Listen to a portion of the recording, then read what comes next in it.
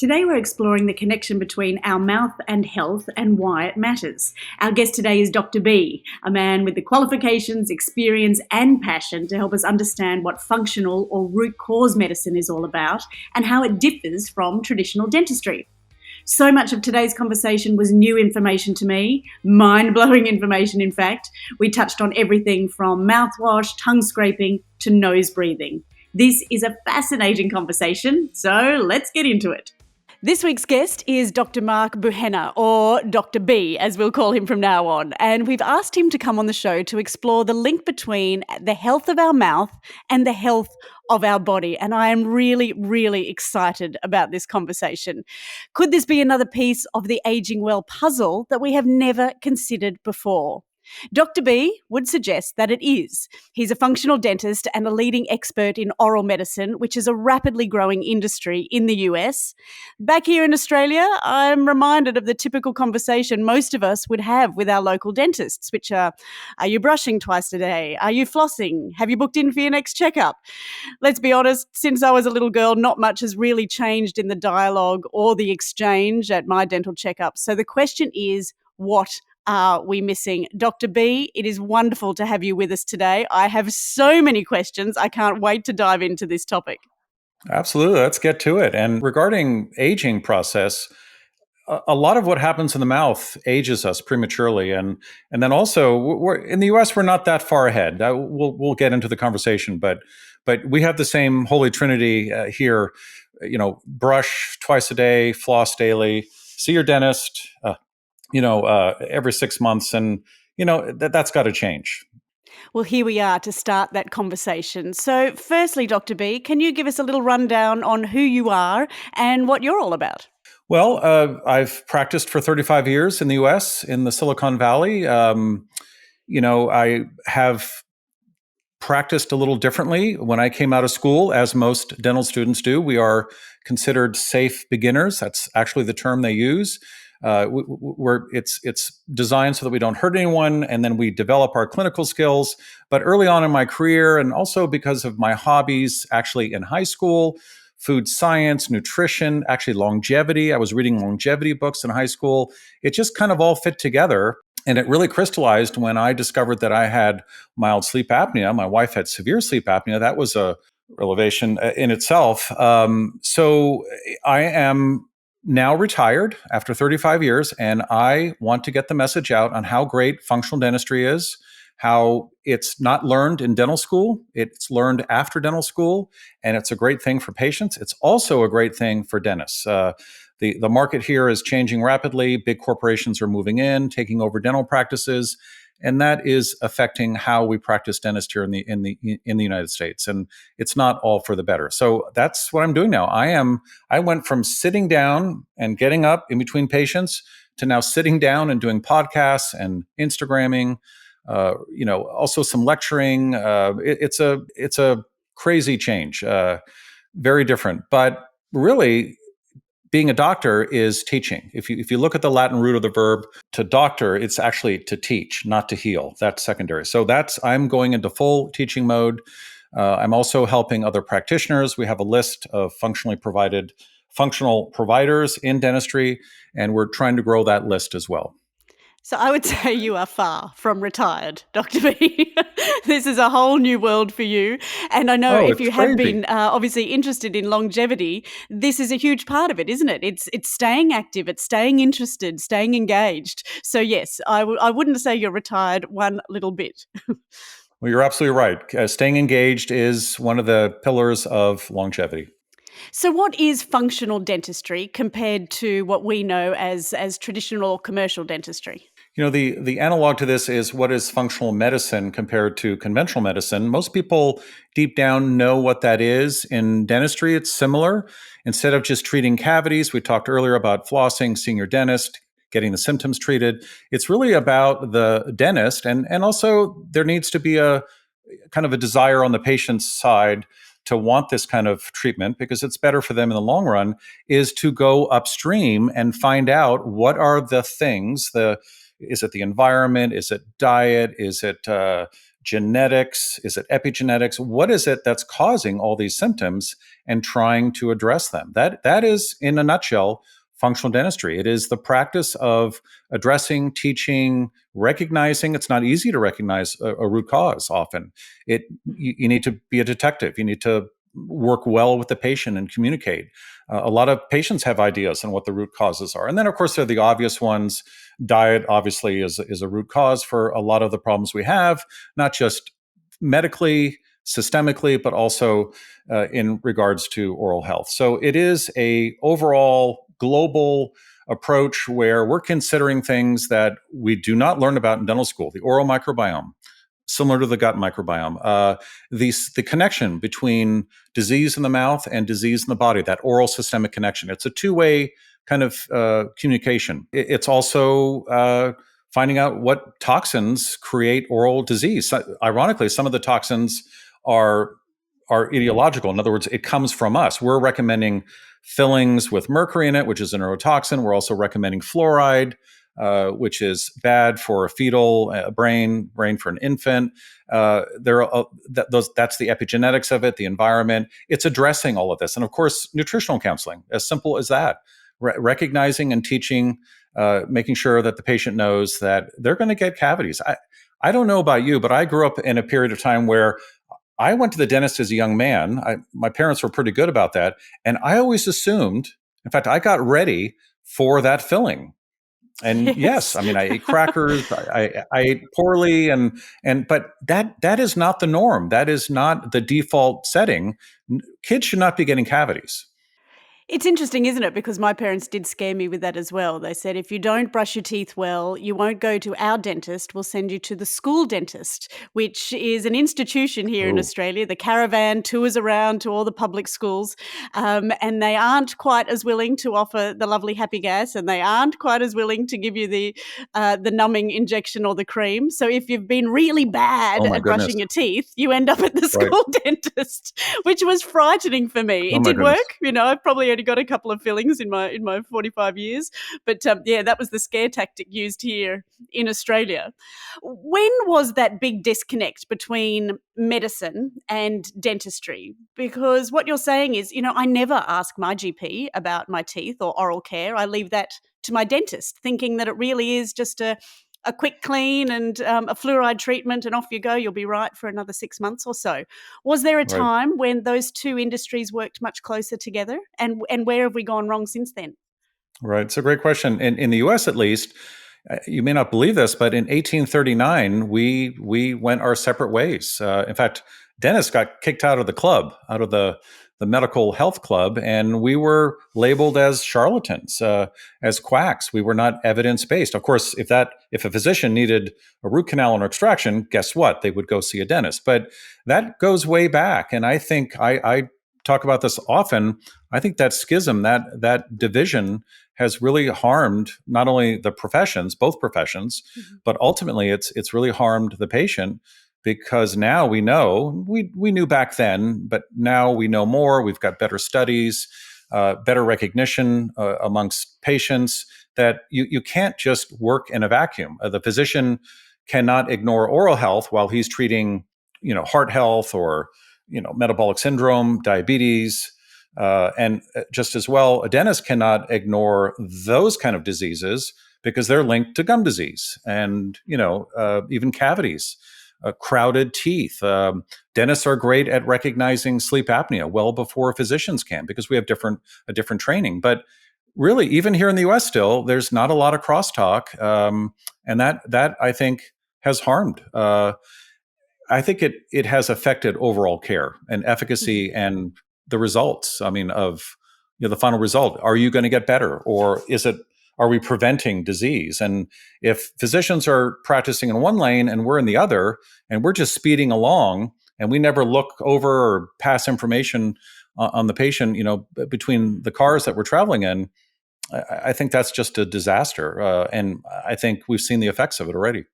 So there's obviously a lot of work to be done from that industry perspective of being able, your GPs and your dentists being able to talk to each other, and that's something hopefully with more knowledge, more education, more exposure, we'll be able to get to that. But can you help us understand the link between our mouth and our body, and how our mouths do affect the rest of our bodies?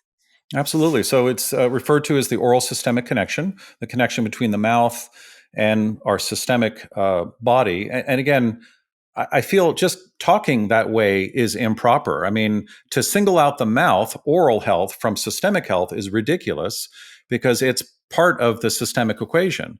But here we are. We do talk about it because of that schism that we were just talking about.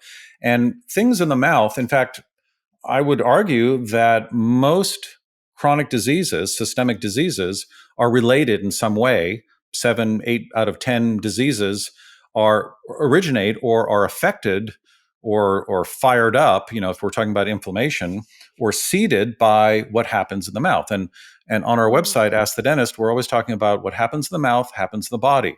There's a lot of what happens in the body makes oral disease worse as well. So most of that is, there are many mechanisms. There's a metastatic, and there's injury, and I mean, there are toxins.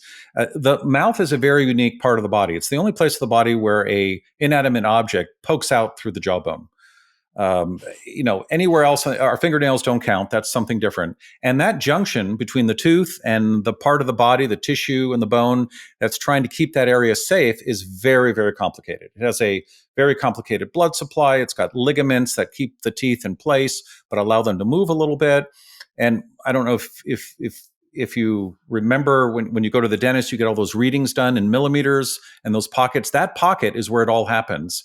And that's where it all goes wrong. And once that pocket becomes infected, which here in the States, at least, I would say globally as well, is easily 50 to 70% of the population. That's how common gum disease is, or even gingivitis. That is leaking. That's a leakage. Essentially, that's the beginning of bugs in the mouth getting into your bloodstream. Once they're in the bloodstream, they can affect the heart. They can affect your liver. They can actually complicate cancers. The big one, of course, is Alzheimer's. It crosses the blood-brain barrier and gets into the brain, creates those bacteria, those oral bacteria that get into the brain. Basically, the brain reacts to that by laying down an amyloid plaque that, as you know, is the beginning of Alzheimer's. We call that substance the gingipan, or the gingipan response. That data now is 3-4 years old. I mean, it's a complicated 3-part mechanism that we think we understand. We've been talking about it for a while, but a lot more research has to happen. But we do know that there's an oral systemic connection. The studies support that. And inflammation in the mouth easily transforms and becomes inflammation throughout the body.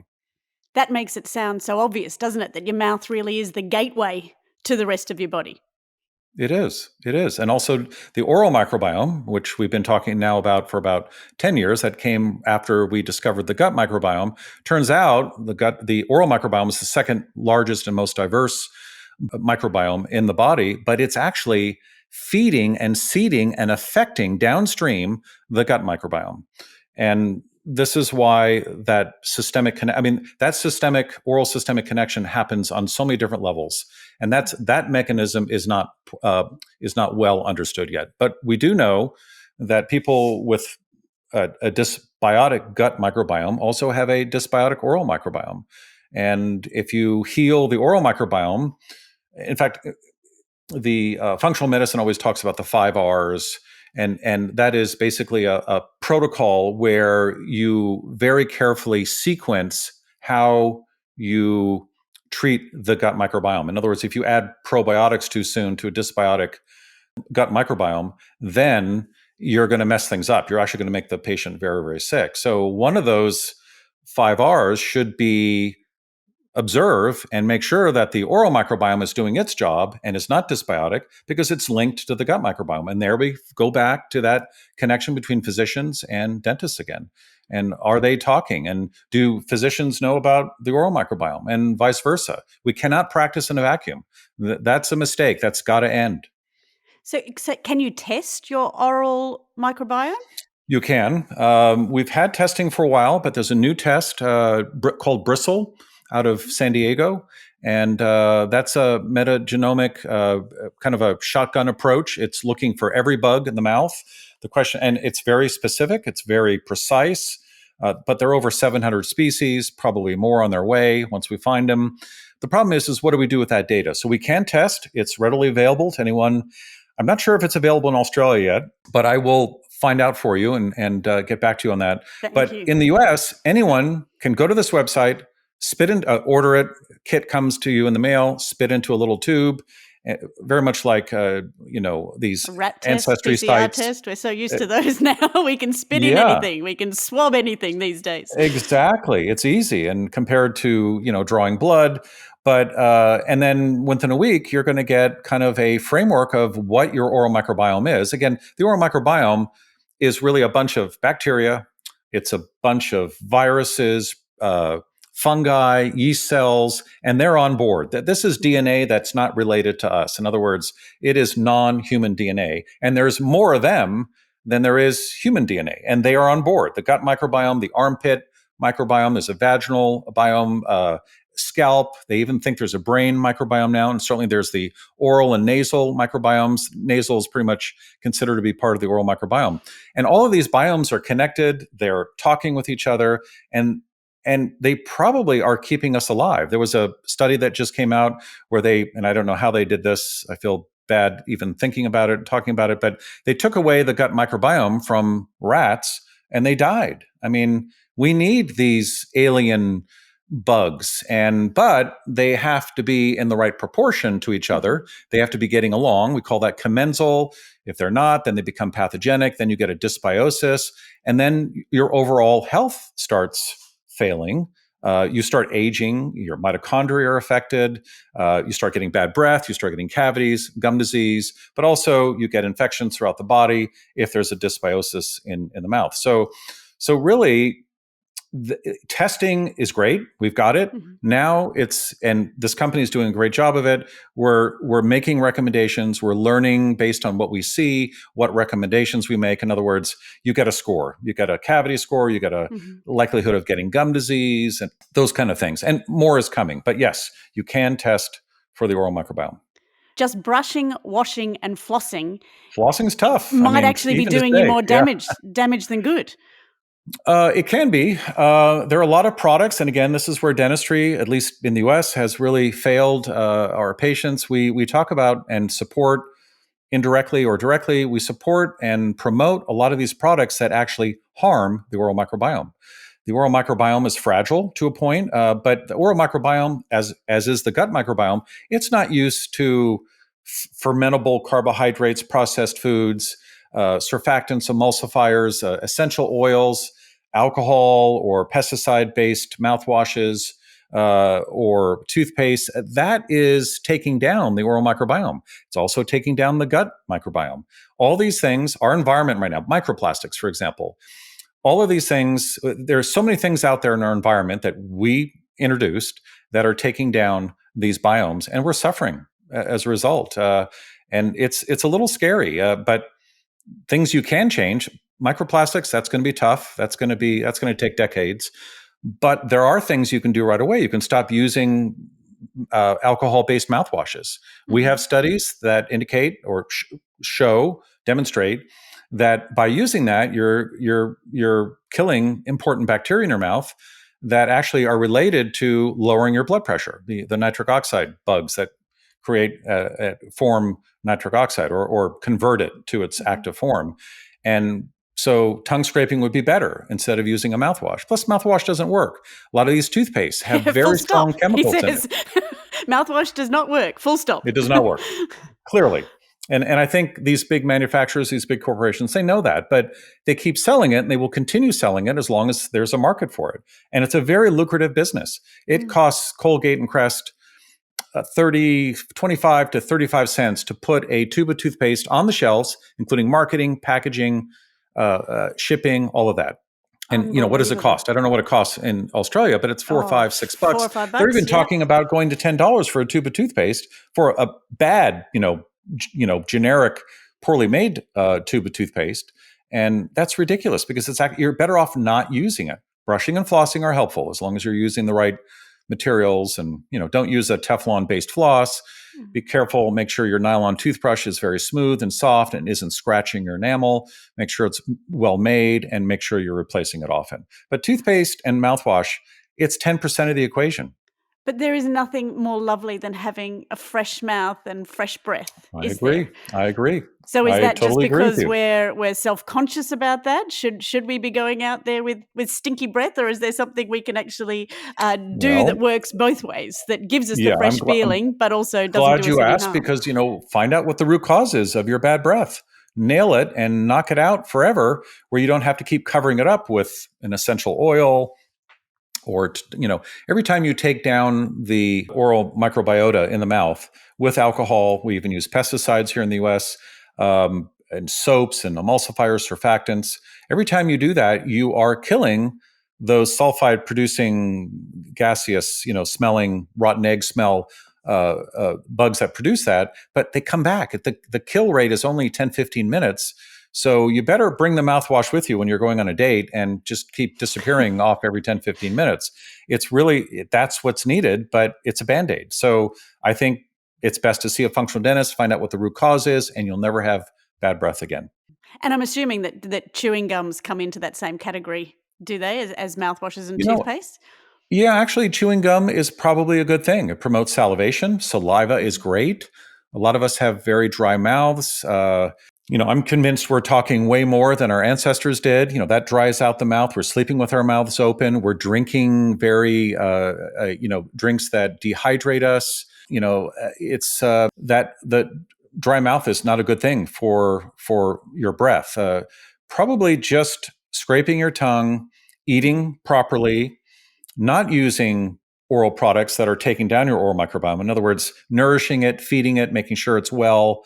And then, of course, making sure your teeth are clean, flossing and brushing. That's the best thing you can do. I would go right to tongue scraping. If, for example, with the bristle test, they have a halitosis score now, which I think is wonderful, because that motivates people to buy this test and learn more about their oral microbiome. They also have a gut score.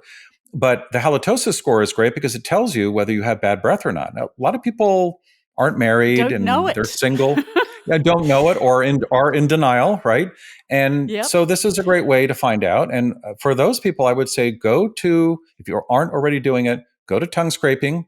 Don't overdo it, but tongue scrape daily.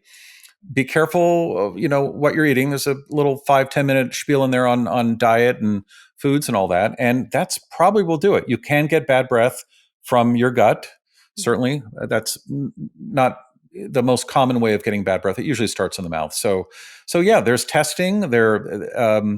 We're looking at some really interesting changes coming in dentistry, which I think will solve a lot of these issues, and will solve them for good. We won't have to keep supporting this whole industry of just crap that we're buying. I mean, it's making it worse for us. Think of our poor children. Fluoridated toothpaste. They're swallowing it. It gets absorbed through their oral mucosa. It goes to their brain, and it lowers their IQ. A lot of these studies are Oh coming out my of Australia. God. I Yeah, I told you mean, this conversation would be just well, and fascinating. this is not, I mean, back in my day, I mean, I raised 3 daughters. Back then, I didn't have all this data. We have now almost 80 studies from all over the world. And all these studies pretty much agree that there's an effect on the child's IQ if fluoride is being ingested by mom when she's pregnant. It can start then. It crosses the blood-brain barrier, and certainly up until age 10. It's going to be the new lead. I don't know how lead is treated in Australia, but lead 20, 30 years ago was outlawed. I mean, if you had lead in your paint, it was almost like asbestos. I think Mhm. fluoride will become the new lead pretty soon in the US, Mm. because that's the effect it's having. So a lot of these products are horrible, and they're not promoting health. They're actually taking it away from us, and at a very early age.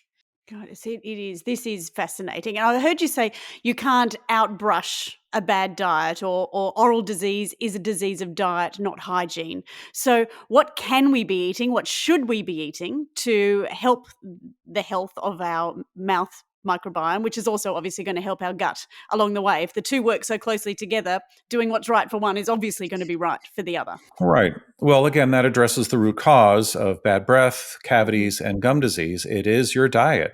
So I have a list that I talk about with my patients, and Instagram followers, and that is, what are the causes of oral disease? I think the first two on the list are neck and neck. I mean, you could interchange them based on the patient. And the first thing would be dry mouth.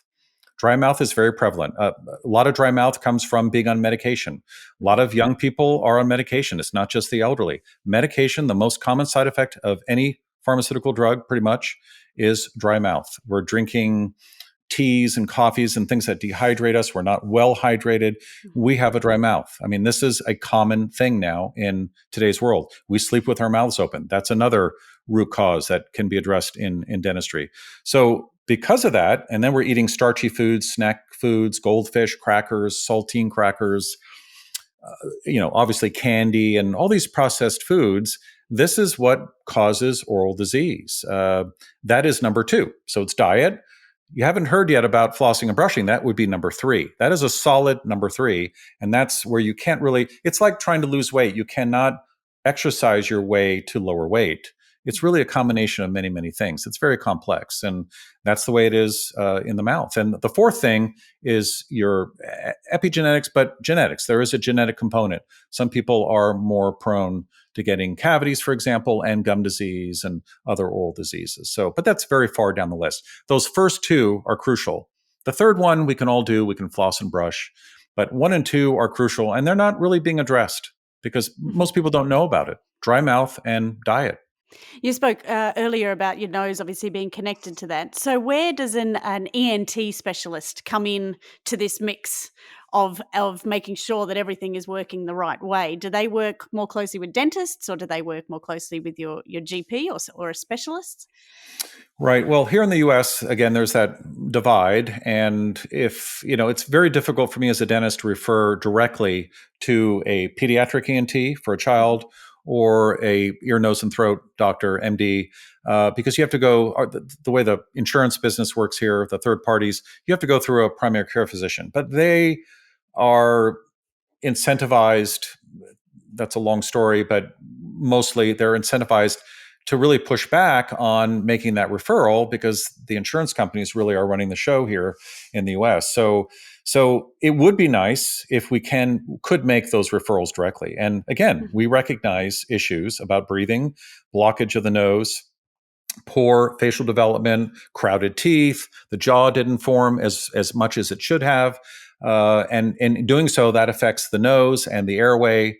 And because that has been affected, then that child, even that adult, they're not breathing properly. And they do need an ear, nose, and throat referral. So that's difficult to do as a dentist, but it's getting easier and there are ways around that. And of course, that's sometimes what's needed. But there's a lot of pushback. It depends on who the referral is to. And again, for the first 10 years I was doing this, I was getting a lot of patients coming back and going, it doesn't seem to be a big problem because my primary care physician looked and said it wasn't a problem. Well, the PCP knows very little bit about mouth breathing, nose breathing as compared to a dentist, at least here in the US. And so really it takes it requires finding someone, an ENT who is enlightened about the need to get a child to mouth breathe as opposed to to nose breathe as opposed to mouth breathing, and to look at the tonsils and the adenoids as a problem. As if they're swollen and kissing and touching in the mouth, then obviously that child is not breathing properly. And if you don't breathe through your nose properly, their behavior changes. Their diet, their cravings will change. They won't sleep very well. They become very agitated. There's connections between not being able to nose breathe as a child and ADHD and ADD. So lots of things can go wrong, but that's a problem here in the US. And it's getting better now, but I think it still is a problem. So let's talk about that. Mouth breathing is out, full stop. And nose breathing is what our bodies are supposed to do, but many of us don't, because as you say, we're probably talking so much that our mouths are always open. But should we be nose breathing? This is revelationary for me. I'm sorry if everyone else has heard this before, but should we be nose breathing, not mouth breathing? Yeah, it's still new. It was sounded crazy to me as well. And this was 10, 12 years ago. And that's when I started recommending mouth taping. We can get into that if you want. That's even crazier. But nose breathing clearly whether you speak with a physician or a dentist, the ones that are enlightened and have read the studies, that is very, very important, especially in a Wow. child, especially when they're very young. If they're mouth breathing, let's say you have an infant, let's say they're breastfeeding or they're not breastfeeding, it doesn't really matter. If their mouth is open all the time, their face will be different when they're an adult in shape and size. Hence, their airway will be smaller. The ability to breathe through their nose, their oral microbiome will be different because they're breathing more through their mouth. That could affect their gut microbiome. And then there are other changes that we can talk about, systemic changes. So it's a big deal. And again, dentists can recognize this. I like to see patients as soon as they're born. I mean, within a week or two. There's a tongue tie. If that's not addressed, hospitals here in the US now are trying to address it, but they miss it often, or they think they've got it and they do the surgery to release the tongue tie, but it's really a posterior tongue tie. That means the child can't breastfeed. That means mom is going to have a tough time. She may get postpartum depression. There's a link between that. And then the child won't get the right tongue posture for the rest of their life, which affects their breathing. These are all things that can be addressed, again, if dentists and physicians would be communicating. Again, it's getting better. I don't want to be too negative on it, but nose breathing is everything. Real simple answer to that is read James Nestor's book called Breath. Fantastic book. I recommend everyone read that. It was a runaway bestseller. It came out during COVID. But if that doesn't convince you, nothing will. But nose breathing, for example, we've been talking now for 30, 40 minutes. My blood pH, the pH of my blood has changed because most of the breathing I've been doing, because I'm talking so much, as well as you, has changed because we're pulling in a lot of air through our mouth and not doing a lot of nose breathing. You cannot, it has to do with the CO2 O2 ratio or mix. Again, in dental school and in pre-dent, pre-med, in school, in college, I was taught that CO2 was toxic. It's not. In fact, without CO2, we'd all be dead. We need CO2, and we need a certain ratio of it to O2. It's the base of the brain that is measuring and regulating your breathing rate, but it's that part of the brain that it's looking at CO2 content in the blood to make that decision for you hormonally and neurologically and all that. It's not looking at O2. And also, if that mix isn't right and the pH drops, your uptake of oxygen in the lungs, to the red blood cells is hampered, is affected. So yeah, we need to get that ratio right. And the easiest way to do that is just to close your mouth, breathe through your nose. I mean, that's the simple answer, but it's that simple. Oh. And we all think we know how to breathe. Well, we don't. So I think when someone realizes or reads about this and they realize that they can't breathe through their nose, one way to find out is to tape your mouth closed at night. If the tape is off in the morning or it comes off or you don't sleep well or you can't keep it on for a few minutes, obviously you're a mouth breather, then you know that you need to get a referral to an ear, nose, and throat. It is a vital part. In fact, I would call it one of the pillars or basic foundations of longevity. The difference Oh my between mouth God. breathing and nose breathing. That nitric oxide is everything. You are Some blowing my scientists, mind, Dr. B. well, This is it was crazy. discovered after the year 2000. The guy who discovered nitric oxide, I think he won a Nobel Prize. And it essentially has been called by physicians the fountain of youth. I mean, that's an exaggeration, of Unbelievable. course, but that gives you an idea of how important nose breathing is. So again, dentistry is in the pole position for recognizing it and also treating it. Again, if you don't get proper facial development, if we don't intervene with orthodontic care at age 2 or 4 or 5, instead of waiting when the teeth come in and they're all crowded, and put wires and brackets on our poor teenagers at that crucial point in their lives, that's ridiculous. That doesn't do anything.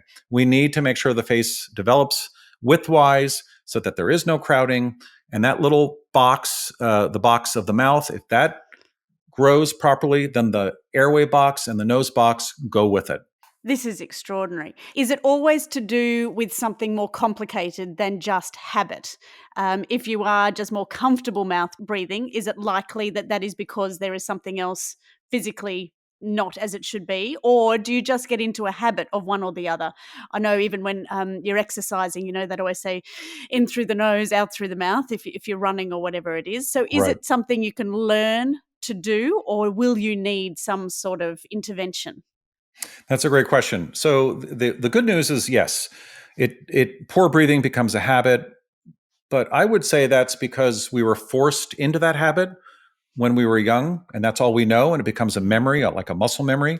It can be reversed. There's actually a musical instrument from Australia. I cannot pronounce it. It was the Aborigines used to play it or play it. And that musical instrument, there are studies saying that by humming or playing that instrument, that is a form of myofunctional therapy by relearning how to breathe by playing that instrument. So there are things you can see a myofunctional therapist. That's a growing field now here in the U.S. Dentists finally approve of that and recognize that as a specialty, and we'll keep that in house under the same roof, or they'll have a hygienist that is trained in that. And myofunctional therapy is a wonderful thing. You can relearn that. Now, if you can't breathe through your nose, there's no amount of myofunctional therapy that will help. So you'll need surgery, you'll need a tongue tie release, whatever, to fix what you talked about. That was the reason. There are things that prevent you from doing that. But then you still need myofunctional therapy because you can't automatically start breathing properly or swallowing properly, or that rest position for the tongue that has to be learned. And so, but the good news is that takes 4 or 5 1-hour sessions to learn, and some simple exercises. Even children are really readily very good at learning how to do that. So it's a combination. To answer your question, it's multifactorial, but it's a little bit of both. And you just have to find out where you are on that spectrum. And again, that's why mouth taping is such a great. I used it as a differential diagnosis. I would ask my patients, do you nose breathe or mouth breathe? I mean, I wouldn't say it to them like that. I would describe it to them. I could see signs of mouth breathing in the mouth, but I wanted to know for sure. And of course, they didn't know, or they would deny that they were mouth breathing. And so I would just send them home with some tape, and I would text them the next morning, or they would text me, whatever we had agreed upon, and I would say, did you have the tape on when you woke up in the morning? If you did, and you slept normally, then you are able to breathe through your nose, obviously, because your mouth was closed all night. And so that's a great way to diagnose or differentially understand whether that's possible or not. You can't just put a camera up someone's nose at every dental visit and make that decision. The tape is cheap and inexpensive. Now, there's some people that fall into the gray zones where when they do tape, they toss and turn a lot. That means they're struggling a little bit, but they're overachievers. They want to keep that tape on. And then there are people that obviously cannot tape. In fact, you pretty much know who those people are just by mentioning mouth taping. They freak out, obviously, because they're very protective of this single source of air.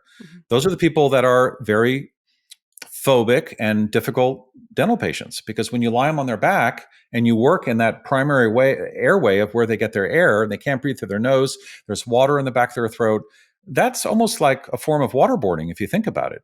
That doesn't work well. So a lot of anxious patients that are phobic, I will find that, and let's fix your nose first and then do the dental work. And that works great, typically. Oh, my goodness. Is this how you came about writing the book, The 8-Hour Sleep Paradox? Because it seems unusual that a dentist would be writing about sleep. But what did you learn out of that, and what can you share with us?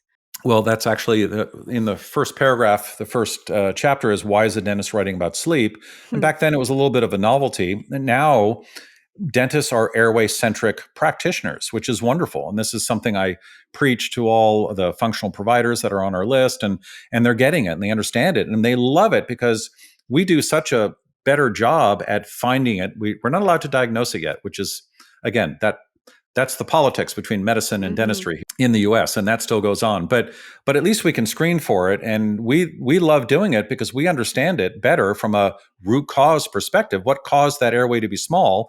Well, muscle, the wrong swallow reflex, the position of the tongue incorrectly, not in place properly for years, and that reshapes the face. The face is not formed by bones growing; it's literally shaped by the swallow reflex and where the tongue rests while you age as a kid. In fact, it leads to sleep apnea issues, sleep disorder breathing. But I came about it, and so did my wife. We were literally dropping off our first daughter at college, and obviously we were in the same hotel room, and I literally woke up with my 3 daughters batting me with pillows, going, "Dad, you were snoring." And I didn't know much about snoring. Snoring was kind of funny and cute, and as it turns out, my wife was snoring too, but no one knew this. And that's when our journey started on discovering the root cause. Now, I'm able to nose breathe, so is my wife, but you can still have sleep apnea if you're able to breathe through your nose. But people that cannot breathe through their nose, they tend to get sleep apnea well before people that can nose breathe. It depends on the situation, but yeah, I mean, that's how I got into the functional approach. I mean, where did all this come from? And I stopped getting cavities. I stopped getting inflammation of the gums when I addressed sleep apnea. In fact, I had shoulder and neck issues, and I always thought that was an occupational hazard of being a dentist. It wasn't. I did Pilates, I did deep tissue, myofascial release. All of that seemed to manage the symptoms very well. The root cause of that was my sleep apnea. People that struggle for air, they lift their head off the pillow at night because that helps open the airway. And I only had mild sleep apnea. That's I had 12 interruptions per hour. My wife had 34 interruptions per hour, and we got those down to almost zero, sometimes zero, but under 5 means you're okay. And when that happened, within about 6 to 8 months of being able to sleep properly without being interrupted 12 or 34 times an hour, imagine that, my neck pain went away because I was lying flat. I mean, I wasn't lifting my head, and also the posture during the day. If your airway is small, people tend to move their neck forwards. In fact, if someone has a very blocked airway, if you have them go back, plug their nose and breathe, you can hear the constriction in the airway. So a lot of people are walking around like this. I'm exaggerating. Of course, we're on our computers. We're in that forward posture. I can see you. Yes. Yeah, and that is so hard on all these muscles. So it went away and never came back. It was wonderful. So again, another undiscovered root cause of my neck pain. So that, and then so the reason I wrote the book, and I wrote it with my daughter, it was because even though my wife was in the healthcare industry, she was a registered nurse, but now into biotech, marketing manager, VP, and I was a dentist, and we struggled getting care, and we had great insurance through my wife's business and work, but we still couldn't get the answers. And so the whole medical side of it was so mixed up. Dentistry really wasn't aware that much of. So I became a sleep dentist, learned how to heal and fix my sleep apnea, my wife's sleep apnea that was with oral appliances. But we had to navigate the medical system. And if we thought that it was confusing and felt that it was confusing, my daughter one day said, "Dad, what about everyone else out there that doesn't have a medical background?" And we wrote the book. That was the impetus for the book. And this book is called The 8-Hour Sleep Paradox for everybody listening. Make sure you grab that one, and we will, of course, have it on all our platforms for you to find as well. If you don't have one of those magic sort of sleep apnea machines, or you're not ready to go down that path yet, are there things that can measure your amount of sleep? Do you know of an app? I guess apps do everything these days. Is there one that can measure your sleep? There's an app for everything. There's a tracker for everything. And I was very, when I was writing that book 8 years ago, I was very much against trackers and apps. There is an app that I recommended in the book. It was a snoring app. You would download the app, and it would record the whole evening. I mean, the whole time that you slept, and then in the morning it would only play back audio sounds. So you would get your snoring compressed in a matter of 5-10 minutes, and you could listen to snoring. And I would have my patients do that, and based on the sounds, I could get an idea of how bad the sleep apnea was. So that was very simple. The movement trackers were not good because it's okay to move in the middle of the night. That's not a great measure. A temperature, lowering your temperature is a great measure. Your HRV, your heart rate variability is a great measure. Deep sleep, REM, stages of sleep. Again, the best way to measure that is with brain electrodes, and none of the trackers do that. My favorite tracker is the Oura Ring. Again, I have no affiliation with them.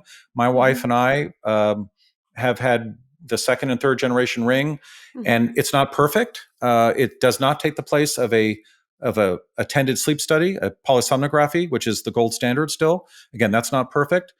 But if you think you have sleep apnea, you should try and get that polysomnography. That's important.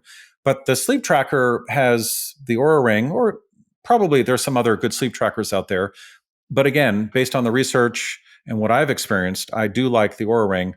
It really is a behavioral modifier, and it makes you a better sleeper because it keeps track of what you're doing. So if you're kind of burning the candle at both ends, which I was very good at for many, many decades, if you had a sip of wine too late or a big meal too late or too close to bedtime, if your circadian rhythms are, if you're abusing that, going to bed 2 hours late one night and then trying to go to bed 2 hours earlier, or what you think is your bedtime, getting up late, not getting up at the same time, not getting enough sun before 10 o'clock in the morning, all those things are so important. It really helps you call you out on that.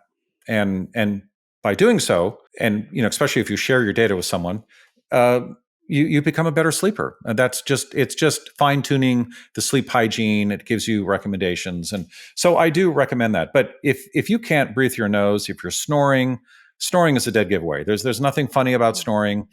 There are some people that don't snore. They still have apneas because they can't snore. The airway closes completely. You have to have a little bit of a airway opening to make that, that I see. that Yes, noise, that fabulous vibration. noise. Exactly. So there are apps, but I always recommend them guardedly, because if you don't want to miss the opportunity of identifying that you have a sleep issue. The earlier, the better, and that's what dentists are doing. We're identifying it in 2 to 4 month olds or 1-year-olds. And then that way, Incredible. that patient develops correctly and never has to address that. If you find out that you've had sleep apnea for 40, 50 years, you already have some damage to your body: oxidative stress, brain damage, heart damage, muscle damage. Some of that, maybe most of it, can be reversed. But why wait till then to find out on something that can be fixed early on? So again, functional Unbelievable. dentistry, we're really good at that. Yeah, Dr. B, I could listen to you all day. I'm finding this just one of the most incredible conversations I've ever had. I do I'm glad. appreciate your time. So, do you know of any functional dentists here in Australia? Does functional dentistry exist in Australia? A super quick pause in our conversation. Have you heard the news? The Aging Project has a sister platform called You Must Try It. It's come about because, like you, we want to age well, but that means knowing which products or brands to buy. And let's face it, with so many products on the market, it's becoming harder to choose. So, with the guidance of our in-house wellness team, we are doing the research for you. You'll only find tried, tested and loved products on youmusttryit.com. So if that's of any interest, go and sign up. We'd love you to join us. Okay, let's get back to our chat. It does. You actually have a very well-known functional dentist in Australia. His name is Dr. Stephen Lin. He actually wrote a book. I would recommend interviewing him. He wrote the book, The Dental Diet, which again is the root cause of most oral disease. I would reach out to him. We do have a directory on our website, and I don't know if we have anyone in Australia. I know we have functional dentists all over the world, even Africa, Middle East, Asia. I'm sure we have some in Australia, but it doesn't matter. I think you should ask around. Google. Usually they'll identify themselves as an integrative, holistic, or a functional provider. And if you go to our website, if you listen to this podcast or my podcast, or go to our Instagram feed, just by listening to the Instagram feed for a month or maybe even 2 weeks, you'll know what to ask, what to expect from. You'll know what the difference is between a conventionally trained dentist. And again, there's nothing wrong with a conventionally trained dentist. I mean, we need good clinicians, but you really want to be getting your advice from a functionally trained dentist, because the outcome will be better for you in the long run. You may even save money because you'll be addressing things that will be coming up in the future. Well, this is amazing. I just went through a course or a Invisalign, I guess, again, without Yes, promoting anything. I'm not connected with them at all, but that came right. from my dentist saying, you are getting older. No, your teeth are good enough, but you're not chewing right, you're not swallowing right, your jaw's not right. And I actually saw my whole face Yes, transform over the course of the 12 or 18 months of wearing it. And it was incredible. My tongue sits differently. So all of those yes. things that you pointed out, I thought was just basically, so I looked better and I had the Hollywood smile. But no, so much was behind their reasoning for putting me through that process, even though I didn't realize that I had any teeth issues or any jaw problems at all. But that was identified by my dentist. So a big shout Absolutely. out to Everything you Bangalore just said. Dentistry. You're amazing. The customer thinks of it as a cosmetic result, but Mhm. really there's more to it. And there we can see aging. I mean, like bruxism, grinding of the teeth, and wear on the teeth. These are all signs that some people actually can pick up. Some lay people can pick up. subconsciously. But especially in the dating scene, swollen gums, worn teeth, teeth that are all at the same level, all of those things are registered. We have studies that demonstrate how people are able to pick up on that. But yes, aging starts in the mouth and should be addressed. And Invisalign, I've always said it's not really a cosmetic product. It's really more of a restorative product. And before you have a facelift or anything very invasive like that, even Botox, I would recommend doing Invisalign. If there's any crowding, I would do some myofunctional therapy, get the swallow reflex correct, position of the tongue. Work on the framework. How is the framework? Address that. If it's too narrow, if you're not sleeping well, all those things can reverse aging. Dr. B, we would love to stay connected with you. Obviously, I love your Instagram. I think it's incredible. You've got an amazing amount of information there, really easy to digest, and that is Ask the Dentist. That's on Instagram, of course. Your website, that is also at Ask the Dentist. Lastly, what can we do today? I know you've given us so much advice today, but is there anything we can start doing right now that is going to help us on our aging well journey when it comes to oral health, oral hygiene, and of course, looking after our mouth? Well, I would definitely seek out a functional provider. That every time I've recommended that to someone, 90% of the time, I get feedback saying, "Oh my God, I had no idea this existed. This has," and typically the people that reach out on our website, on Instagram, are the people that have had frustrating experiences at the dentist. I mean, they're every time they come in, it's a cavity, it's another crown, it's a cracked tooth, but by seeing a functional provider, a lot of that stuff stops. And wouldn't that be great, right? It's easy on your pocketbook, but also it in a way it's addressing premature aging. And so I would seek out a functional provider. And then, of course, real quick, I would take vitamin K2 along with A and D3. That's important. I would read the dental diet. I would read the book Breath. That, in a nutshell, will give you that whole picture on breathing, myofunctional therapy, position of the tongue. Are you able to breathe and sleep properly? That's key. Again, that is the fountain of youth. So I know it's very hard for you, Dr. B, to recommend certain products, but if we're not using those commercially available toothpastes, what should we be looking for? That's a great question. And that's a big thing you can do to help your oral microbiome, your oral health. And so if you can't find something that's safe, not using toothpaste is a good start. A lot of people that get canker sores, I tell them, stop using toothpaste. The canker sores will go away in a few weeks. You could use salt. You could use baking soda. Flossing, of course, is pretty easy. But there are some great toothpastes coming out. There's some, and I don't know if they're available in Australia or not. But here in the US, we recommend Boka, Boka. It's not perfect. We recommend Risewell. These are toothpastes that do not have fluoride. So that's the first thing you don't want to be using. Mm-hmm. You also want to be, I don't know if Australia has fluoridated water, but if you do, you should be filtering that out. There is a miracle ingredient. I use that word in a kind of a satirical way because it's been around forever. It's called calcium hydroxide or hydroxyapatite. That's the material of the tooth.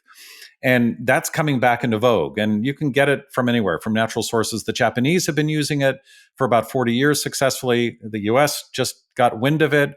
It's typically the Europeans have been using it. So look for a hydroxyapatite-based toothpaste. No fluoride. Try not to have SLS, sodium lauryl sulfate, in your toothpaste. That's the thing that dries your mouth, irritates the oral mucosa. It actually breaks down the lipid layer, the wall of cells, and in a way is killing all the bacteria for a short period of time. But again, it's like alcohol. It's drying your mouth and it's altering your oral microbiome. So a lot of these toothpastes use a sodium lauryl sulfate. It's an emulsifier, surfactant. They use natural forms of it, but it's still an emulsifier. It still dries your mouth. So right now, I don't have a perfect toothpaste, but certainly don't use Colgate or Crest with chemicals in it and whitening formulations. Charcoal, if it's a high quality charcoal, some dentists stay away from it because they think it's abrasive. If it's done properly, I've seen the abrasivity indexes of some of these charcoal toothpastes. They're very low. They're under 30. Colgate, for example, is at 220. They have some very abrasive toothpaste. That's how they whiten your tooth. They scrape it down. And a lot of that structure you never get back. So there's a lot of misinformation in toothpaste. Look, use the boutique brands. You can go to our website. We have recommendations. In the US here, we recommend Boca and Risewell, not because they're perfect, but because they're safe. They don't have fluoride, and they have that miracle ingredient, hydroxyapatite. So it's been around forever. We will go on the hunt, and we'll put some up on our website too of what's that'd available be great here in Australia. Yeah, and if you have any problems, let me know. I can reach out to the manufacturers and see if there are links or places where you can get it. My goodness, we're going to have to get you back on. Absolutely. I know you're a busy man, and we really do appreciate your time. Supplements is something we didn't talk about. I'd love to dive deeper, of course, into those diseases that we get that obviously are starting in our mouth, dementias, your Alzheimer's. So much to chat about. I'm going to reach out to you again, Dr. Mark. Thank you so much for your time. Thank you, Shelley. Thanks for having me on the show. It was a lot of fun. Who knew nose breathing was so important? I've been assessing the whole family since my chat with Dr. B. And what about tongue scraping? That is new to me, but I am loving it. And that some of the products that we've always used since we were kids, like Listerine or Colgate, really aren't doing us any favours.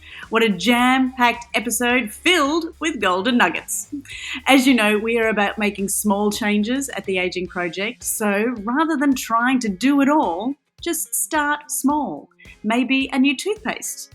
And if you'd love to pop onto our sister platform, youmusttryit.com, you'll be the first to know which ones we recommend and what's available here in Australia. If you loved this episode, please share and review it for us on iTunes or wherever you're listening. We love reading your comments. We love sharing your comments. And we're told it helps spread the word about our podcast in that wonderful big world of ours. Thank you so much for joining me once again. I'm Shelley Craft, and this is another episode of the Aging Project podcast. I'll see you again next week.